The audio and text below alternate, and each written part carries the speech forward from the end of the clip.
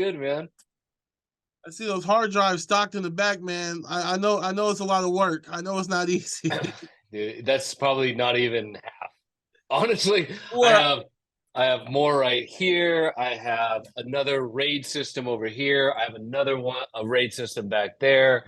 I got it's just all the storage, man. are All the are you, storage. are you a very organized person? Because I suck at it. No, No. no. Like that's what I mean. There's more efficient ways. Like people would laugh at the amount of hard drives that I just have randomly carrying around because there are more efficient ways to do this. Yeah, But because I'm me, I just like plug in a hard drive, throw some stuff on there, and store it. And I'm like, I know I have it, but it's somewhere in there. No idea what's on them, but I know it's in there. got That's you. good enough. That's good enough for me. For sure. Do me a favor and introduce Sure. yourself to the people because I've been following you for a bit and consuming your content, and I think you're dope. But for the people that aren't familiar with what you do, just a little Absolutely. brief summary. Sure. My name is Evan Naka. I am a content creator based in Los Angeles. I also have Naka Studios. I founded that about 3 years ago now, back during the pandemic. So we work with a bunch of variety different brands, ranging from your small startups all the way to your Fortune 500s. Um, and so, yeah, do a Yeah, little bit of right. everything in terms of content. Absolutely, absolutely. And like, were doing content before the pandemic, right?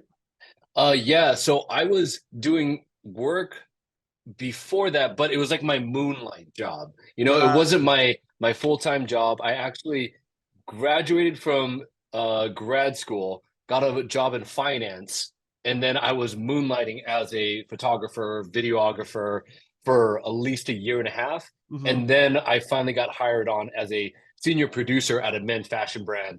And then working there, honed the craft, and then pandemic hit and everything changed Yeah, for for sure. everybody. Yeah, Yeah. we were. That's why we're having this conversation the way we are right now. This is Yeah. the reason why this is happening. Yeah, Yeah. everything changed. It was definitely weird for me too because working in radio, radio is very dependent on ad dollars, obviously, just like a lot of businesses are. And everybody was like, "Yeah, we don't need to do anything right now." You know what I mean? So it got real wicked real quick. Yeah. Yeah.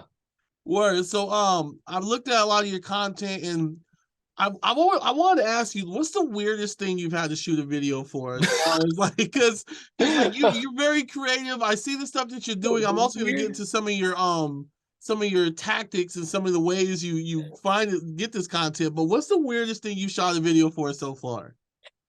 You know, man, that's a great question because no one's ever asked me the weirdest thing I've ever had to shoot. I think it's like when I have to give personality to an inanimate object Yeah. that makes it feel that makes it weird. So, like for instance, I did a shoot with Heinz ketchup, Mm-hmm. and the whole premise of that shoot was make it sexy. And so it How do you make was ketchup sexy? What? oh, check out the video. It's like the whole video was centered around like I don't know, innuendos and sexiness of ketchup For and sure. ketchup bottles and food items. So that in itself was very strange, but it was really fun. Video turned out great. Um, I'm trying to think really quick of like any other ones that are just interesting. I think it's just more of like the weird stuff that I have to do with like ingredients and food and the Yeah. amount that I just like throw like blueberries or I throw water all over the place or throw powder or flour or like I did a shoot with Legos not too long ago and I used baby powder as the set the ambiance and like make it look like a misty, cloudy, moody moment.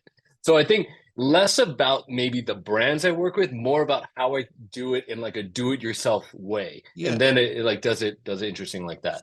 So for those things, so that's what I want to jump into. Cause I've noticed I've Yeah. seen you've had other people that'll hit the paper under the product, everything fly everywhere, they're throwing Yep. water. Like, Yep. where do you come up with those concepts and those ideas? Are those stuff that you've seen other people do, or is this something that you're like, let me just figure this out and see if this works?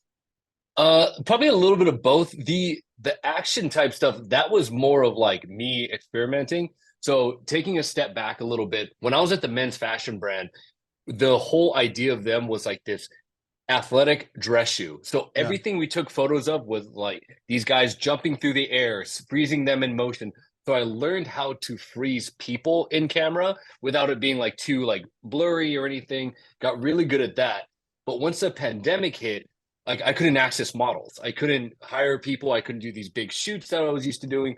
So what could I do? I could shoot things that are in my house or go to the grocery store, buy like $1 Kit Kat or something like that and do a shoot with that. But the only thing that I knew how to really make look cool was like this action photography. So I took that, applied it to product photography, and that's why all my early stuff had all this stuff like being thrown or exploding.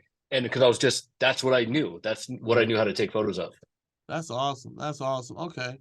That's cool. And like, what's like, I know what you're doing right now with the brands and the different things you've done before, like you mentioned.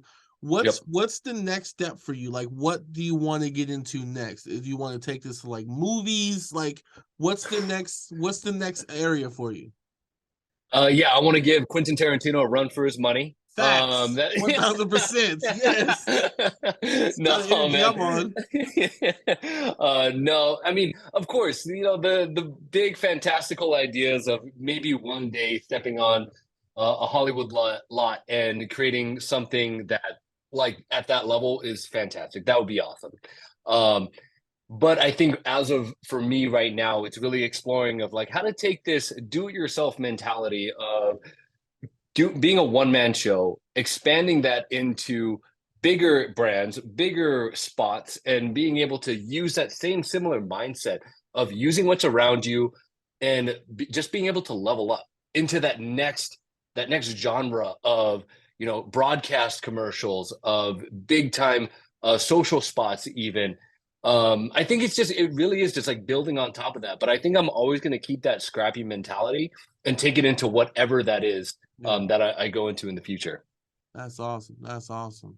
And this is kind of going backwards, but like, why did you like what influenced you? Did you have family that was into creating? Is there anyone that was around you that was creating? Is this something that you and some friends in high school started doing? Like, what influenced you to really get into this? Yeah. You know, my family, my dad was in medical sales, my mom was a physical therapist, my sister is an HR rep in Germany. So they're very smart people. Yeah, for And sure. I just don't think I could live up to that. So I was like, I got to figure out a different route. I mean, when I was a kid, I was very creative. Like Yeah. I'd play with Legos. I would build stuff from out of scratch. I would go on the Etch a Sketch. I remember this, and I would draw like portraits, and I would draw like landscapes on Etch a Sketches, and that was just in me always. Now, I never thought I could make it into a career. Like I remember sitting at the dinner table, and credit to my dad, awesome father. However, at the dinner table, he was like, "Evan, if you're gonna continue in painting or drawing, you're gonna be you're gonna get paid 10 cents a portrait on the Venice boardwalk. That's what you're that's what you're lining yourself up to." And I was like, Right. "Shoot, you're right. So I need to go to school." And I was gonna be a physical therapist, but whatever the reason was, I kept on getting drawn back to creating in some sense, and I didn't feel fulfilled unless I was creating or being creative. I thought I wanted to get into marketing. I wanted to start a fashion brand, all these ideas. And then I finally picked up the camera and it just felt right. It was like, all right, this is something I can do. And it probably wasn't about 3 years in, I started to actually notice like, oh, I could make a real career off of this. Yeah. That's awesome. That's awesome. You No. just gotta find your lane. You gotta find your thing that you want to do. It was, I mean, like I said in the beginning, it was never A to B moment. It Yeah. was A to C, C to F, F back to B. It was a roundabout situation. I didn't set out for a career in this. I didn't have anybody leading me along the way. It just like, again, it just felt right when I took a photo and I was like proud of it. And I was like, I was excited to share it with people. And that just kept me driving more and more of like, all right, I want to get better. I want to learn more. Now I want to learn video. Now I want to get into this. Now I want to collaborate with really good people. That's awesome. That's awesome. That's a cool story, man. You definitely want to do something that you love to do rather than something that you're just doing because hey, it's gonna pay the bills. You know what I mean? Look, it's a luxury that I feel like I'm very blessed to have, that I Yeah. do get to say that I'm doing something as my career that I absolutely love. because before I got paid for it, I did it for free. I did it as a hobby. Yeah. So when people come to me like, "Hey, Evan, what's your hobby?" I'm like, "I'm doing it. Like this Yeah. is my hobby. Like I don't really do too many other things besides take photos. And if I'm not working for a brand, I'm out there trying to learn a new skill set that revolves around the content creation space."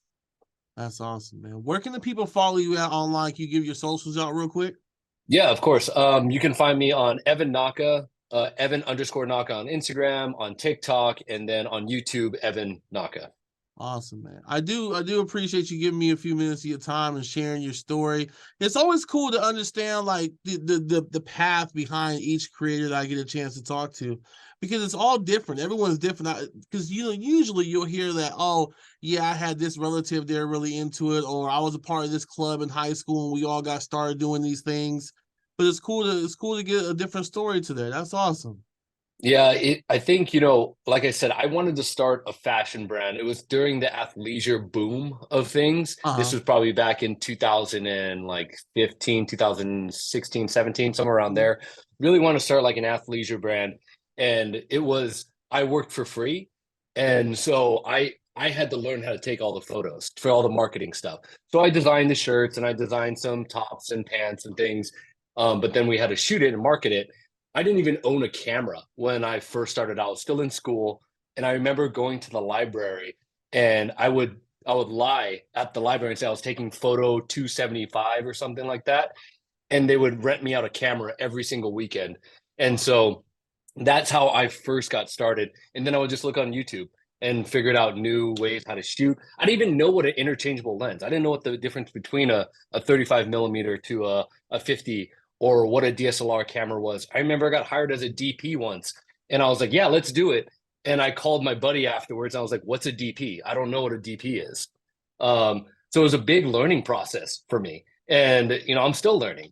So I encourage Okay. anybody out there who just wants to try something. Just don't be afraid if you don't know it. Everybody Right. starts somewhere.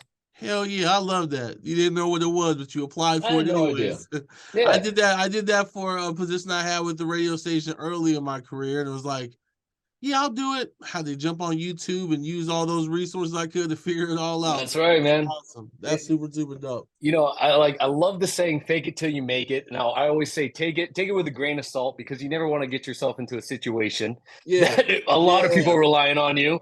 However, if you do have the hustle and the tenacity to learn new things, absolutely say yes. Figure the rest out later. for sure, for sure. That's awesome, Evan, bro. Thank you for your time. I really appreciate it.